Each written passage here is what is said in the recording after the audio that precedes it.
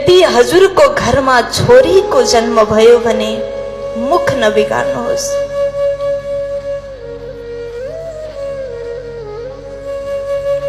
और छोरीले यदि आमा बाबालाई पाल्न मिल्ने भए, छोरीले आफ्ना माँ बापलाई माता पितालाई आफूसँग राख्न मिल्ने भए यो दुनियामा यो नेपालमा एक पनि वृद्धाश्रम हुँदैन थियो होला।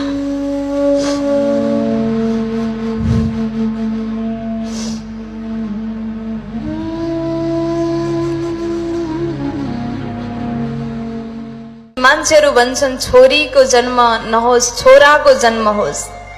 हाम्रो समाजमा छोरा जन्मियो भनेदेखि खूब खुश हुन्छन्, आमा बाबा प्रसन्न हुन्छन्, पूरा मोहल्लामा पूरा गाउँमा लड्डु बाटिन्छ।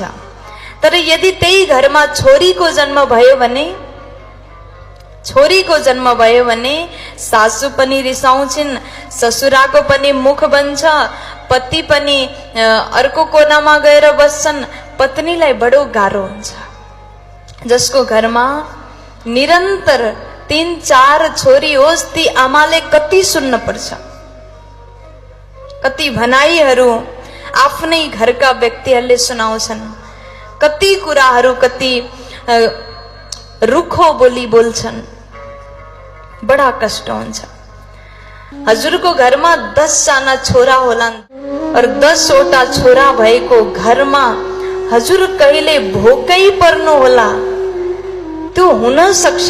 तर हजुरको घरमा केवल एउटी छोरी छन् भने ती घरका पिता कहिले भोकै सुत्न पर्दैन। छोरीको जन्म अमीर बापको घरमा, अमीर पिताको घरमा हुन्छ।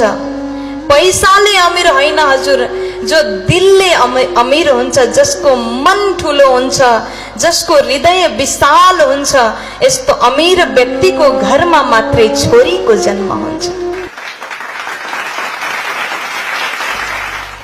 पुत्रीले केवल एक कुललाई होइन 2 वटा कुललाई छोरीले तार्दछिन्। सबजना भन्छन् देवी